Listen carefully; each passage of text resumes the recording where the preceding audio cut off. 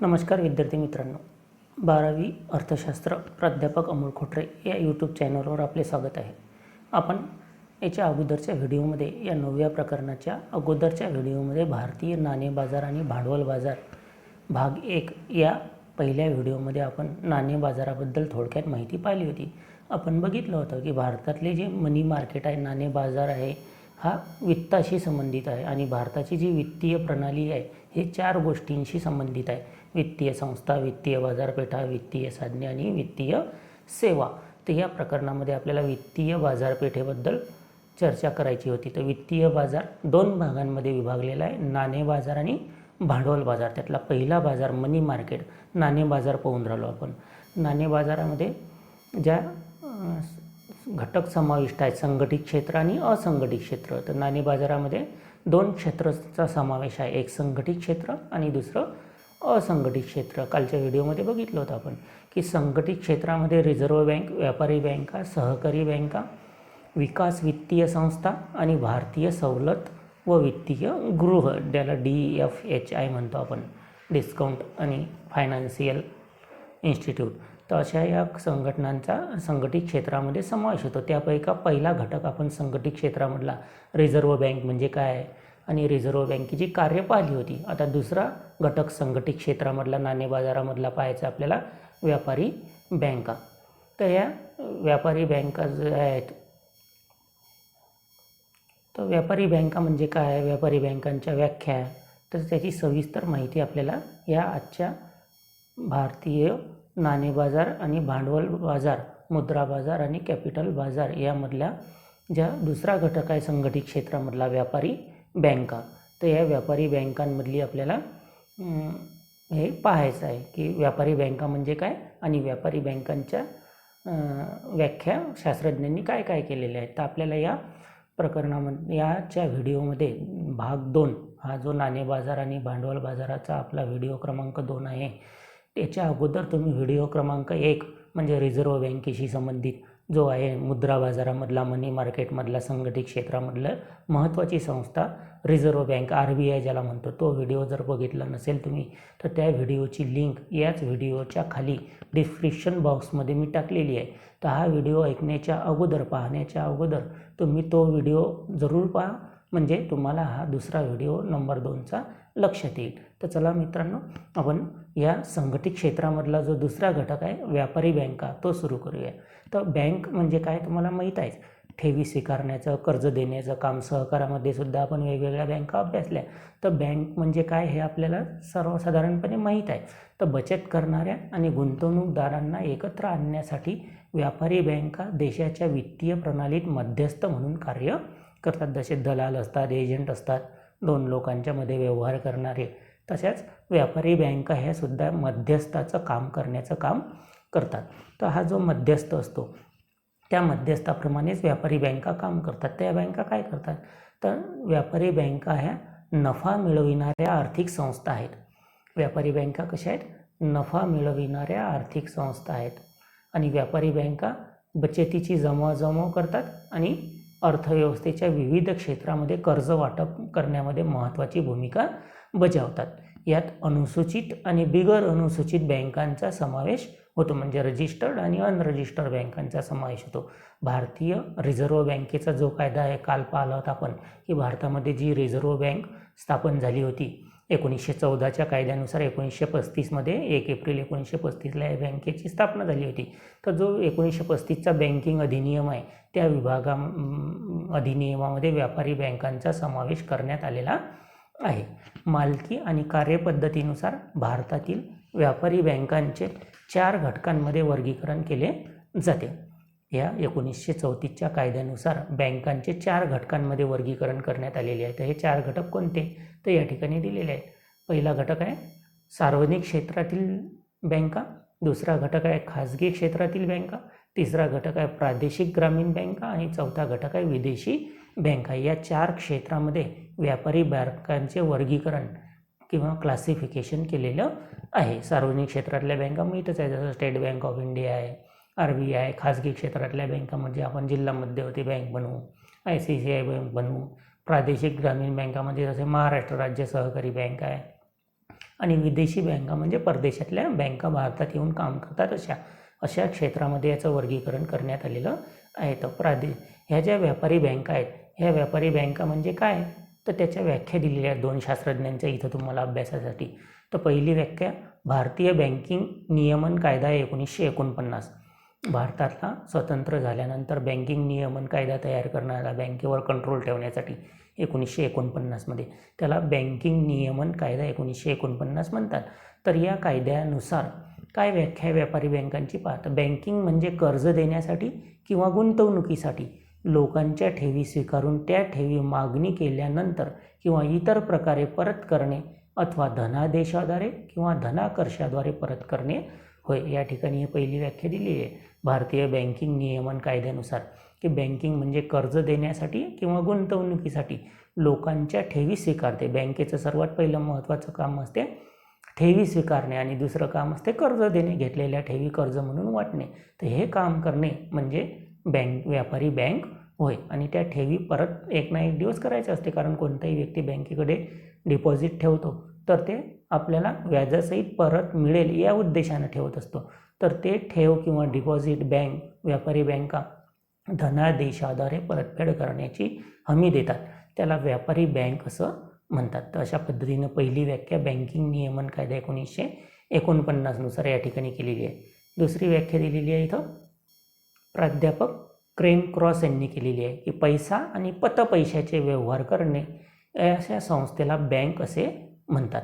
पैसा आणि पतपैशाचे व्यवहार करणाऱ्या संस्थेला बँक असं म्हणतात. पैसा म्हणजे मनी आणि पतपैसा म्हणजे ज्याला आपण क्रेडिट म्हणतो. कालच्या व्हिडिओमध्ये बघितलं होतं आपण की बँक पतपैसा कसा निर्माण करते. कर्ज देते तर कर्ज देणाऱ्याच्या खात्यामध्ये पैसे जमा करते, तो कर्ज काढणारा एकखट्टा पैसे, कर्ज घेणारा एकखट्टा पैसे आपल्या खात्यातून काढत नाही, त्यापैकी काही रक्कम राखीव निधी म्हणून सुद्धा त्याची बँक ठेवून घेते.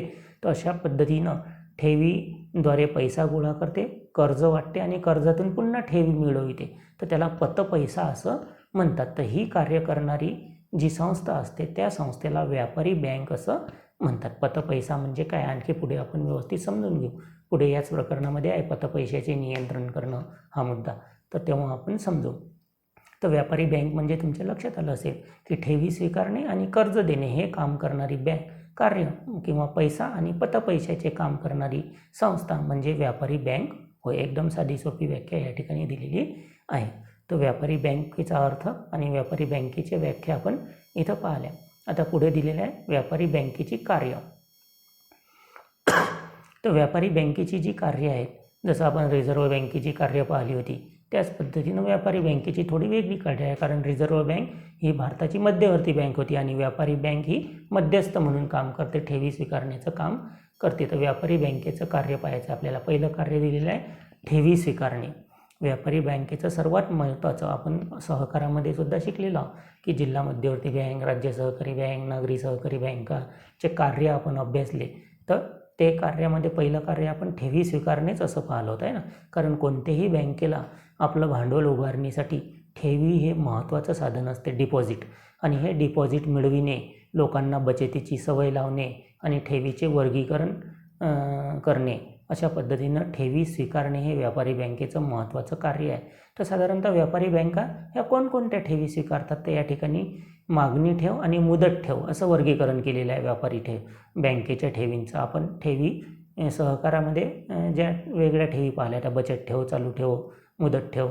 तर इथं व्यापारी बँकेच्या ठेवी 2 प्रकारच्या दिलेल्या आहेत, एक मागणी ठेव आणि दुसरं मुदत ठेव. तर मागणी ठेव म्हणजे मागणीनुसार पैसे ठेवले जातात आणि काढले जातात है ना, तर त्याला चालू ठेव किंवा बचत ठेवीच्या स्वरूपात आहेत है ना. चालू आणि बचत ठेवमध्ये मागणी ठेव आलेला आहे, जसं आपण सहकारामध्ये वेगवेगळं अभ्यासलं होतं. चालू ठेव म्हणजे काय आणि बचत ठेव म्हणजे काय, तर त्याचं वर्गीकरण या ठिकाणी मागणी ठेवीमध्ये केलेलं आहे, की मागणीनुसार पैसे काढले जाणाऱ्या ठेवींना मागणी ठेवी असे म्हणतात. म्हणजे डिमांड डिपॉझिट म्हणतो आपण त्याला, की आपण पैसे बँकेत ठेवतो परंतु आपण जेव्हा मागू तेव्हा ते आपल्याला मिळाले पाहिजेत, तर त्याला मागणी ठेव असं म्हणतात. अशा ठेवीवर व्याजदर कमी असतो वगैरे वगैरे आपण शिकलेलो आहोत सहकारमध्ये. तर अशा पद्धतीनं ठेवीचं पहिलं वर्गीकरण आहे मागणी ठेव. त्याच्यात आणखी विशेष दिलेला आहे चालू ठेव.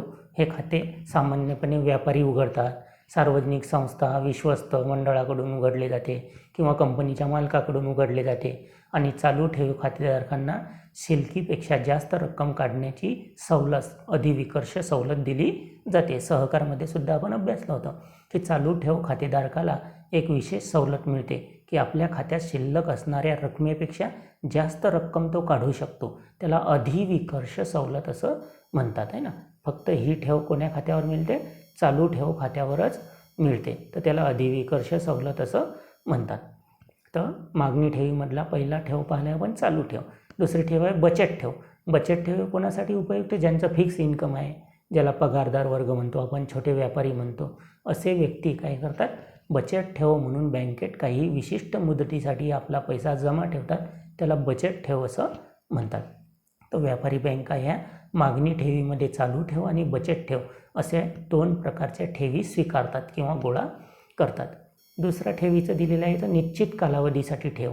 तर निश्चित कालावधी म्हणजे काय? ठराविक कालावधी. यामध्ये आवर्त ठेवी किंवा मुदतबंद ठेवी यांचा समावेश होतो. वेगळ्या ठेवीचं काहीच नाही. आपण सहकारामध्ये सर्व ठेवी या डिटेलमध्ये शिकलो, त्यांचे वैशिष्ट्यसुद्धा पाहिलेली आहेत, तर तुमच्या लक्षात आलं असेल.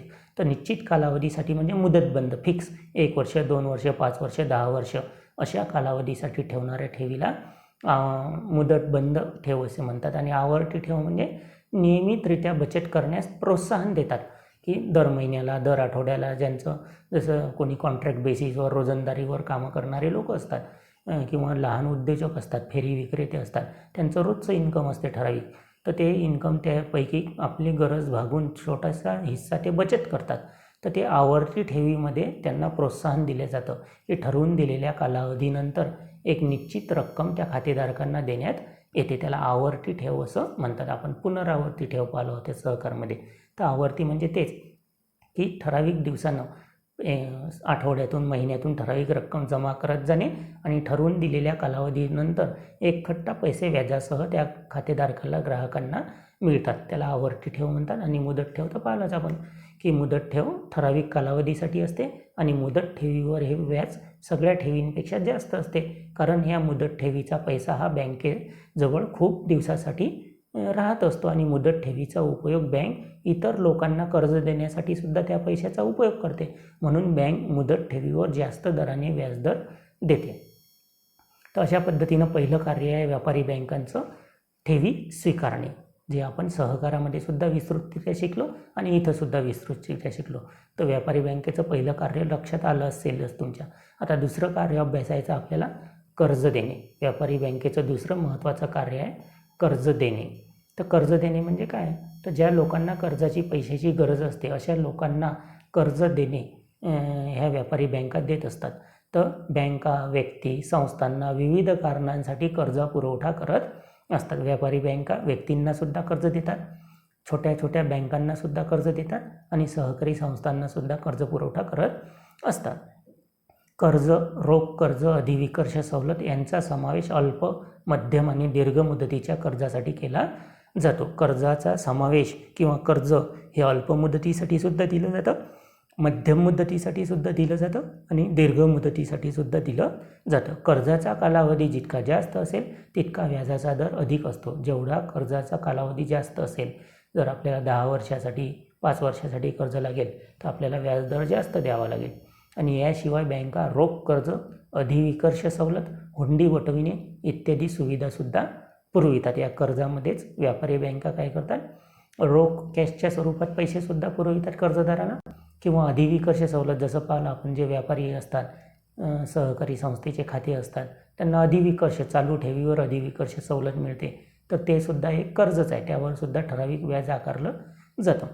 आणि हुंडी वटविणे म्हणजे जे करार असतात, विपत्र असतात, तर देय विपत्रे, प्राप्य विपत्रे याच्यावर सुद्धा बँक काही कमिशन आकारते आणि ते हुंडी वटविण्याचं काम करत असते. तर अशा पद्धतीनं कर्ज देण्याचं काम व्यापारी बँका करत असतात. तिसरं कार्य पाहायचं आहे व्यापारी बँकेचं आपल्याला, सहाय्यक कार्य.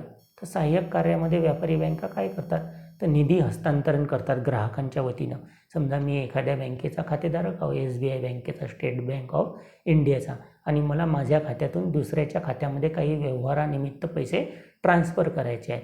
तर अशा वतीने माझा प्रतिनिधी म्हणून माझी बँक SBI काय करेल, माझ्या वतीने काम करेल, प्रतिनिधी म्हणून काम करेल, तर त्याला निधीचं हस्तांतरण असं म्हणतात. ते सहाय्यक कार्यामध्ये येतं. ग्राहकांच्या वतीने प्रासंगिक देणी देणे, काही बिलं असतात, जसं टेलिफोन बिल आहे, वीज बिल आहे, किंवा एखाद्याकडून माल उधारीने घेतला असेल, त्याला चेक दिला असेल, तर ते प्रासंगिक देणी देण्याचं कामसुद्धा व्यापारी बँकेला खातेदाराच्या वतीनं करावं लागते. परकीय चलन, सुरक्षित ठेव कप्पा, डीमॅट सुविधा, इंटरनेट बँकिंग, मोबाईल बँकिंग यासारख्या अनेक सुविधा उपलब्ध करतात. व्यापारी बँका सहाय्यक कार्यामध्ये ही जी कार्य दिलेली आहेत, ही सर्व कार्य आपण सहकारमध्ये डिटेल शिकलो.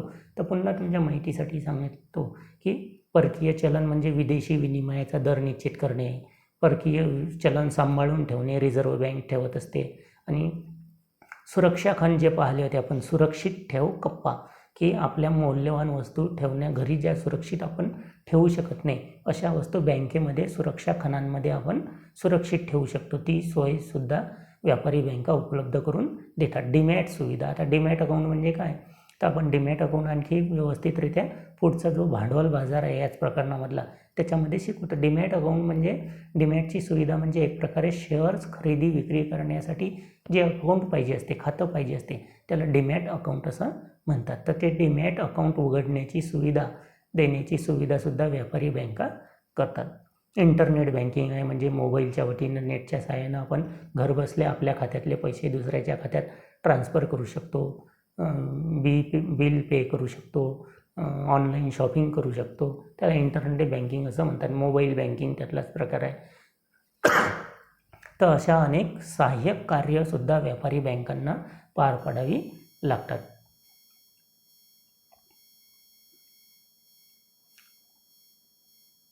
त्याच्यानंतर दिलेलं आहे पतनिर्मिती. चौथं कार्य आहे व्यापारी बँकेचं पतनिर्मिती करणे. पतनिर्मिती म्हणजे ज्याला आपण पतपैसा म्हटलं होतं याच्या अगोदर, तर असा पतपैसा किंवा पतनिर्मिती करण्याचं कामसुद्धा या व्यापारी बँकांना करावं लागते. तर पतनिर्मिती करणे हे बँकाचे एक महत्त्वाचे कार्य आहे, कारण बँक ठेवी स्वीकारते, परंतु ठेवीपासून मिळालेला पैसा हा खूप काही जास्त नसतो, परंतु कर्ज मागणाऱ्यांची संख्या अधिक असते. भारतासारख्या विशाल जनसंख्येच्या देशामध्ये कर्ज मागणाऱ्या लोकांची संख्या खूप जास्त आहे. तर अशा सर्व लोकांना कर्ज मिळालं पाहिजे यासाठी बँका काय करत असतात, पतनिर्मिती करत असतात. तर ही पतनिर्मिती कशी करतात, तर प्राथमिक ठेवींच्या आधारावर बँका पतनिर्मिती करतात. निव्वळ मागणी आणि वेळेचे दायित्व यापैकी राखीव गरजांची पूर्तता केल्यानंतरची शिल्लक रक्कम कर्ज देण्यासाठी वापरतात. अशा प्रकारे बँकांनी दिलेल्या कर्जामधून दुय्यम ठेवी निर्माण होतात. जेव्हा बँक आपल्या ग्राहकांना कर्ज पुरवते तेव्हा कर्जाची रक्कम ग्राहकाच्या बँक खात्यात जमा केली जाते. पूर्वीसुद्धा मी सांगितलं होतं तुम्हाला की बँक कर्ज देते, ज्या ग्राहकाला किंवा खातेदारकाला कर्ज मंजूर झालं असेल अशा खातेदारकाला नगदी कर्ज देते का बँक, पैसे देते का, नाही, तर त्याच्या खात्यामध्ये जमा केले जातात. आणि त्या खात्यामधून पूर्णच्या पूर्ण रक्कम तो खातेदार कधी एकट्टा काढत नाही, जशी गरज पडेल तशी काढतो. आणि त्यातलीही काही रक्कम बँक राखीव स्वरूपात बाजूला काढून ठेवते आणि राखीव गरज पूर्ण झाल्यानंतर भागविल्यानंतर उर्वरित रकमांमधून कर्ज दिले जाते. आणि ही प्रक्रिया देशामधल्या संपूर्ण बँकिंग प्रणालीद्वारे अनुसरण केली जाते. आणि व्यापारी बँका अशा पद्धतीनं ठेवी निर्माण करतात आणि या ठेवीतूनच कर्ज देणार आणि कर्जातूनच ठेवी निर्माण होतात. म्हणजे ठेवीपासून पैसा गोळा करतात बँका.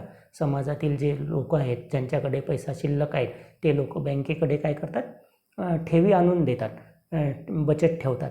त्या बचतीच्या माध्यमातून बँका काय करतात, कर्जदाराला कर्ज देतात. आणि कर्जदाराकडून सुद्धा बँका, या व्यापारी बँका काही टक्के रक्कम ठेव म्हणून डिपॉझिट ठेवून घेतात.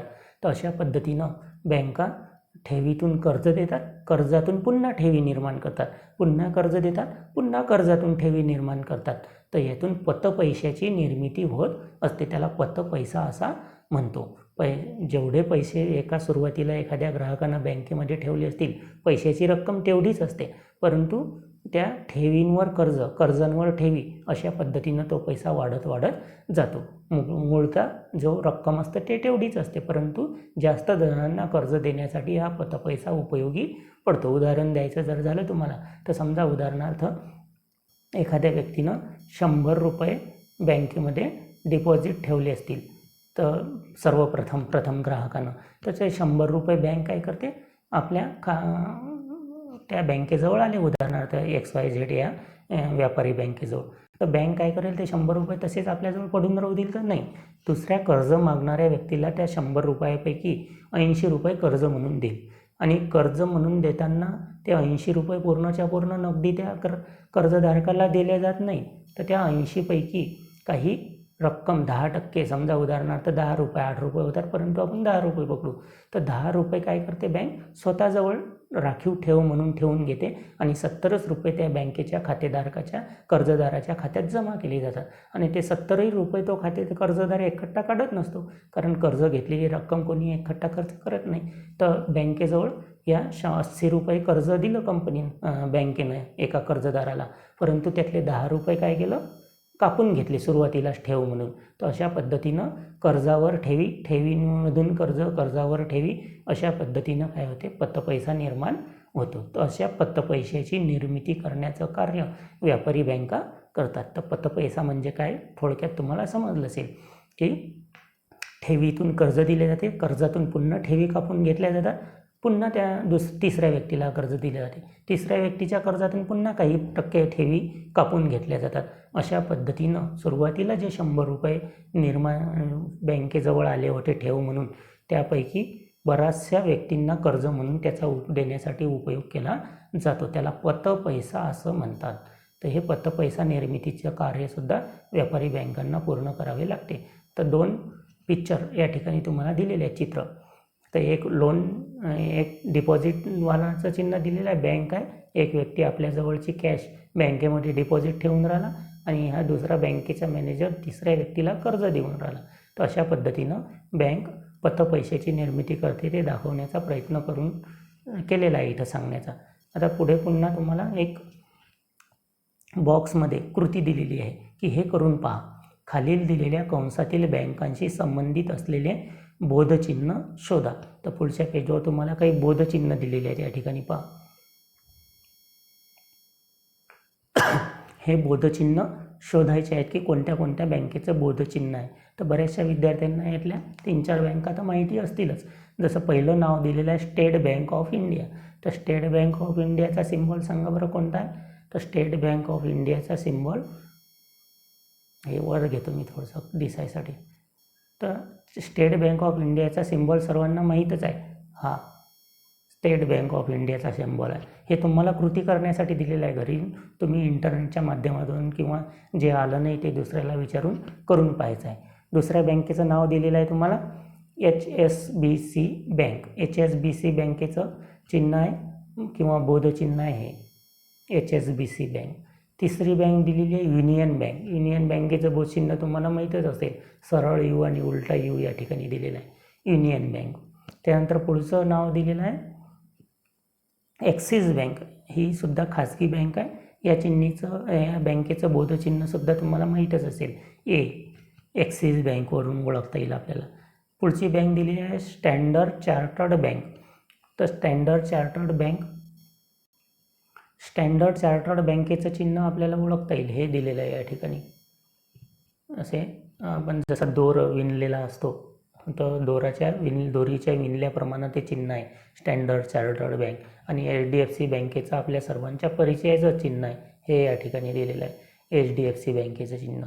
तर अशा पद्धतीनं 6 नावं या ठिकाणी दिलेली आहेत आणि 6 बोधचिन्ह दिलेले आहेत. तर त्यांच्या एक प्रकारे तुम्हाला जोड्या लावायच्या आहेत. जोड्या लावायसारखा हा प्रश्न आहे. तर अशा पद्धतीनं तुम्हाला हे बँकिंग क्षेत्रातली एक कृती करण्यासाठी दिलेली आहे अभ्यासासाठी. ह्या 6 दिलेल्या आहेत, परंतु इतरही इंटरनेटच्या माध्यमातून तुम्ही इतरही बँकांची नावं, ज्या प्रचलित अशा बँका आहेत, मोठमोठ्या बँका आहेत भारतातल्या व्यापारी बँका, त्यांची नावं आणि त्यांची बोधचिन्ह असा एक प्रोजेक्ट तुम्हाला तयार करायचा आहे. तर साधारणतः ह्या 6 तर आपण पाहिल्यात आणि आणखी 10 तुम्हाला शोधून घ्यायच्या आहेत आणि लिहून आणून दाखवायच्या आहेत. मी तुम्हाला एक कृती देतो, हे पुस्तकातली 6ची आहे आणि माझी 10 बँकांची तुमच्या मतानं शोधून आणायच्या 10 बँकांची नावं आणि त्यांची बोधचिन्ह. तर अशा पद्धतीनं हा जो आपण पाहला नाणे बाजारामधला संघटित क्षेत्र आपण पाहून राहिलो कालच्या व्हिडिओमध्ये, याच्या अगोदरच्या व्हिडिओमध्ये आणि आजच्या व्हिडिओमध्ये. कालच्या व्हिडिओमध्ये आपण याच्या अगोदरच्या व्हिडिओमध्ये रिझर्व्ह बँक ऑफ इंडिया पाहिली होती, तिची कार्य पाहिले. संघटित क्षेत्रामधली महत्त्वाची बँक भारताची मध्यवर्ती बँक. या व्हिडिओमध्ये आपण संघटित क्षेत्रामधलीच एक महत्त्वाच्या व्यापारी बँकांचा अर्थ पाहिला आणि व्यापारी बँकांची कार्य पाहिली. आता त्यातलाच पुढचं पाहायचं आहे आपल्याला सहकारी बँका. तर व्यापारी बँकांनंतर सहकारी बँका संघटित क्षेत्रामधल्याच ह्या बँका आहेत. ते आपण पाहिलं सहकारामध्ये सहकारी बँका आपण शिकलो. तर 1904च्या सहकार कायद्यानुसार सहकारी बँका अस्तित्वात आली याची आपल्याला कल्पना आहेच. इंग्रज सरकारनं त्यावेळेच्या 1904चा भारतातला पहिला सहकार कायदा अस्तित्वात आणला आणि त्या कायद्यानुसार मग पतपुरवठा संस्था स्थापन करायला सुरुवात झाली. सहकारी बँका स्थानिक लोकसंख्येच्या कर्जाची गरज भागून व्यापारी बँकांना प्रयत्नांना पूरक ठरतात. व्यापारी बँका आणि सहकारी बँका वेगळ्या आहेत. व्यापारी बँका प्युअर नफ्यासाठी काम करतात आणि सहकारी बँका सेवा देण्यासाठी काम करतात. तर सहकारी बँका ह्या ग्रामीण क्षेत्रामध्ये जास्त आपल्याला दिसून येतात आणि त्यांना कर्ज देण्याची लोकांना कर्ज देण्यासाठी ह्या स्थापन होतात. तर व्यापारी बँकांच्या पूरक ह्या सहकारी बँका असतात. ह्या बँका अल्प आणि मध्यम उत्पन्न गटातील लोकांच्या बँकिंगच्या गरजा पूर्ण करतात. कर्ज तर देतातच, त्यासोबतच त्यांना बँकिंगच्या सेवा सुविधासुद्धा पुरवितात. ग्रामीण सहकारी पतक्षेत्रात प्राथमिक सहकारी पतसंस्था, जिल्हा मध्यवर्ती सहकारी बँका, राज्य सहकारी संस्था या बँका या संस्थांचा समावेश होतो. जे आपण सहकारामध्ये त्रिस्तरीय पतपुरवठा रचना पाहिला होता तोच या ठिकाणी दिलेला आहे की सहकारी बँकांच्या माध्यमातून महाराष्ट्र राज्यामध्ये किंवा पूर्ण भारतामध्ये त्रिस्तरीय पतपुरवठा रचनेच्या माध्यमातून कर्ज पुरवठा केला जातो. त्यातला सर्वात पहिला वरचा स्तर दिलेला आहे हा राज्य स्तर, शिखर बँक ज्याला आपण म्हटलं. जिल्हा स्तर, मधातला स्तर जिल्हा मध्यवर्ती बँक किंवा नागरी सहकारी बँक आणि तिसरा स्तर प्राथमिक दिलेला आहे खालचा प्राथमिक सहकारी पतपुरवठा संस्था. तर अशा पद्धतीनं ह्या 3 स्तराच्या माध्यमातून ग्रामीण भागातील अल्प व मध्यम उत्पन्न गटातील लोकांना कर्ज देण्याचं काम या सहकारी बँका करत असतात. संघटित क्षेत्रामधलीच पुढची चौथी संस्था पाहिजे आपल्याला विकास वित्तीय संस्था, डिफेन्स फायनान्शियल इन्स्टिट्यूट. विकास म्हणजे डेव्हलपमेंट फायनान्शियल इन्स्टिट्यूट ही संस्था आहे. संघटित क्षेत्रामधलीच मुद्रा बाजार आपण अभ्यासून राहिलो ना, मनी मार्केट. त्या मनी मार्केटमध्ये आपण 2 क्षेत्र पाहिले होते, संघटित आणि असंघटित. त्यातलं आपण संघटित शिकून राहिलो. संघटितमधलं पुढचा टप्पा आहे विकास वित्तीय संस्था, त्याला डेव्हलपमेंट फायनान्शियल इन्स्टिट्यूट असं म्हणतात.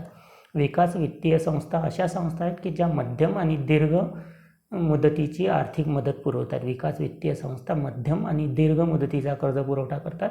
त्या उद्योग, कृषी आणि इतर प्रमुख क्षेत्रांच्या विकासात मदत करतात.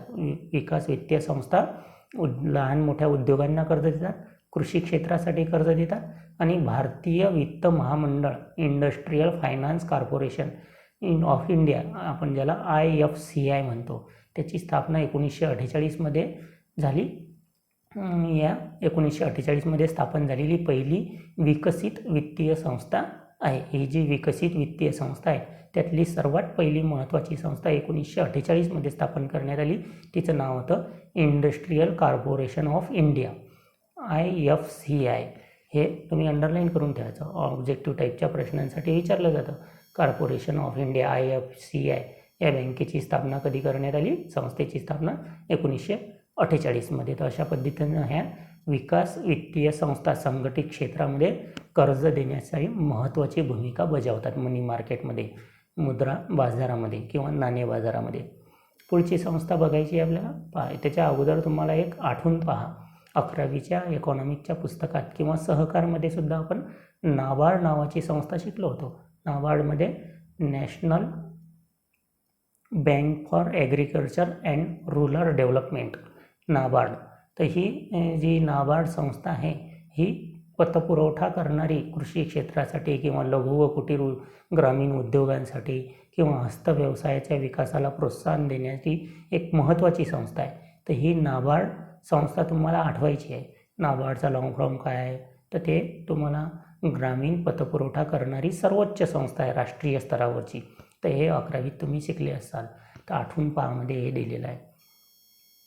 आता पुढची संघटित क्षेत्रामधली एक संस्था राहिली आपली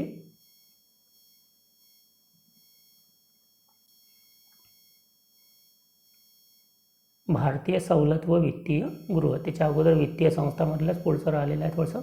उदारीकरण आणि जागतिकीकरणाच्या आगमनाने विकास वित्तीय सांघिक क्षेत्राच्या वित्तीय गरजा मोठ्या प्रमाणात वाढल्या आहेत. आपण उदारीकरण जागतिकीकरणाचा नेहमी अभ्यास केला आहे किंवा वेळोवेळी हे शब्द येतात. ग्लोबलायझेशन किंवा उदारीकरण आगमनाने विकासाच्या ज्या सांघिक किंवा कॉर्पोरेट क्षेत्राच्या वित्तीय गरजा काय झालेल्या आहेत, वाढलेल्या आहेत. आणि त्याशिवाय परदेशी कंपन्यांनीसुद्धा भारतीय कंपन्यांशी करार केला आहे. विकास वित्तीय संस्थांनी त्यांच्या कार्यात विविधता आणली आहे. व्यापारी बँकिंग, ग्राहक वित्त व्यवस्थापन, दलाली ज्याला आपण ब्रोकिंग म्हणतो, साहस भांडवल पुरवठा, व्हेंचर कॅपिटल फायनान्स, पायाभूत वित्तीय पुरवठा, वाणिज्य इत्यादी प्रकारची नवीन उत्पादने व सेवा देण्यासाठी त्यांना सहयोगी संस्था स्थापन केल्या आहेत. अशा प्रकारे विकसित संस्था स्वतःला सार्वत्रिक बँकांमध्ये रूपांतरित करण्याच्या प्रक्रियेत आहेत.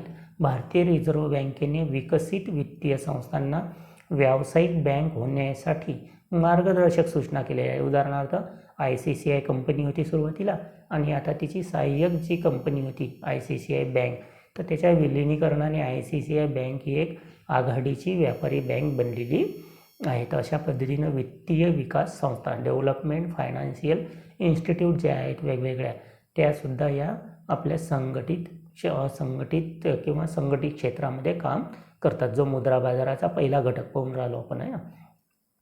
आणि त्यातला शेवटचा घटक आहे आता भारतीय सवलत व वित्तीय गृह, 5वा ए दिलेला आहे या ठिकाणी तुम्हाला, ज्याला आपण म्हणतो डिस्काउंट फायनान्शियल हाऊसिंग इन्स्टिट्यूट. भारतीय सवलत व वित्तीय गृह, discount financial housing of India असं त्याचा लॉंग फॉर्म होईल, भारतीय सवलत व वित्तीय गृह. तर ही जी संस्था आहे भारतीय सवलत वित्तीय गृह, या संस्थेची स्थापना वाघूल समितीच्या शिफारशीनुसार झालेली आहे 1988 मध्ये. नाणे बाजाराची एक संस्था म्हणून भारतीय सवलत व वित्तगृहाची स्थापना करण्यात आलेली आहे. नाणे बाजार यामध्ये नाणे बाजार साधनांना तरलता प्रदान करण्यासाठी तसेच अशा साधनांसाठी सक्रिय दुय्यम बाजारपेठेच्या विकासास मदत करण्यासाठी या संस्थेची स्थापना करण्यात आली आहे. भारतीय रिझर्व्ह बँक सार्वजनिक क्षेत्रातल्या बँका आणि वित्तीय संस्थांची ही संयुक्तपणे मालकीची अशी संस्था आहे. म्हणजे भारतीय सवलत व वित्तीय गृह ही रिझर्व्ह बँकेची किंवा सार्वजनिक क्षेत्रातील बँकांची एक किंवा वित्तीय संस्थांची संयुक्तपणे मालकी असलेली संस्था आहे. तर अशा पद्धतीनं आपण जे नाणे बाजारातला पहिला पाहिला होता आपण संघटित क्षेत्र, संघटित क्षेत्रामध्ये 5 मुद्दे बघितले होते आपण. या ठिकाणी पाहू आपण पुन्हा एकदा एका चार्टवर की संघटित क्षेत्रामधले जे 5 मुद्दे बघितले होते आपण, ते 5 मुद्दे आपण या व्हिडिओमध्ये 1 नंबर आणि 2 नंबरचा जो व्हिडिओ होता त्यामध्ये आपण अभ्यासलेले आहेत. जे संघटित क्षेत्र आहे नाणे बाजाराचं, भारतीय रिझर्व्ह बँक, व्यापारी बँक, सहकारी बँक, वित्तीय विकास संस्था आणि भारतीय सवलत व वित्तीय गृह. तर अशा पद्धतीनं नाणे बाजाराचा जो पहिला घटक आहे संघटित क्षेत्र, तो आपला या ठिकाणी संपला. पुढच्या व्हिडिओमध्ये आपण जे असंघटित क्षेत्रामधल्या संस्था आहेत, स्थानिक बँकर, सावकार, अनियंत्रित बिगर बँकिंग, वित्तीय मध्यस्थ संस्था, त्या पाहू. तुम्ही या चॅनलला सबस्क्राईब केलं नसेल, नवीन असाल तर नक्की सबस्क्राईब करा आणि व्हिडिओ आवडला असेल तर शेअर्स आणि लाईक करायला विसरू नका. तर धन्यवाद.